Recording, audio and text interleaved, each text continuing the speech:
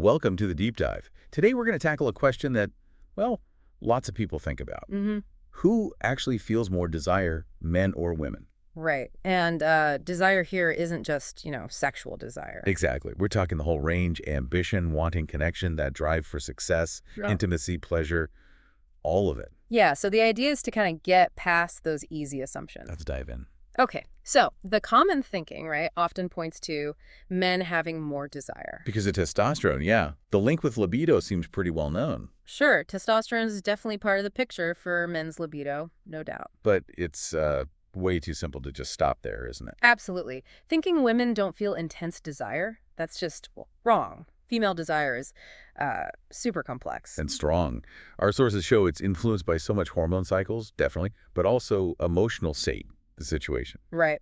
There was even that study showing how women's desire levels can really shift during the month. Peaks that can sometimes match or even go beyond average male levels Yeah. at certain points. Exactly. And look, desire isn't some constant thing for anyone. It ebbs and flows. Totally. Depends on the day, your mood, what's going on around you. So biologically speaking, it's less about who has more and more about, well, how it shows up differently, how the biology interacts with everything else. Okay, that makes a lot of sense. Yeah. Which brings us to the psychological angle and society. Oh, yeah. Big factors. Think about upbringing. Right? Boys are often, pushed to chase things, be assertive, go for what they want. While girls, often taught something different. Be more reserved. Maybe don't express all those wants so loudly.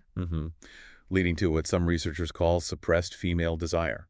Exactly. It's not that the desire isn't there. It's just that historically, culturally, it hasn't been as okay for women to be open about it, especially sexual desire. Interesting, though, some newer research suggests that when women feel safe, like truly free from judgment, Yeah. they report emotional longing, physical desire, Yeah. levels equal to or sometimes even higher than men. That's fascinating. And it really shifts things when you think about relationships, doesn't it? It does. Like, for many women in long-term relationships, desire might not just switch on automatically. Right. It can be sparked by feeling connected emotionally. Or, a really good conversation, feeling heard, sharing something meaningful.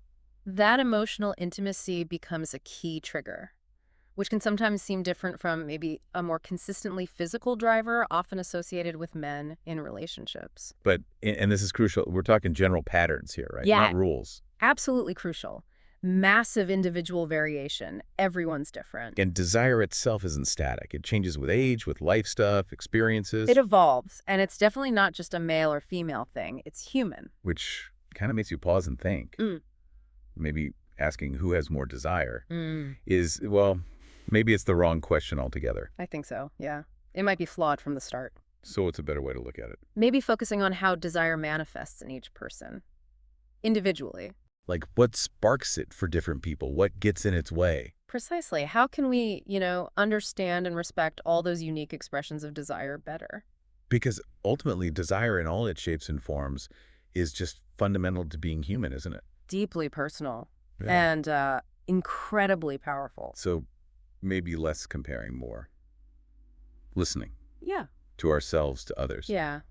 Appreciating the different ways it shows up. So the big takeaway here seems clear. Desire isn't really dictated by your gender. It's much more personal, more individual than that. Right.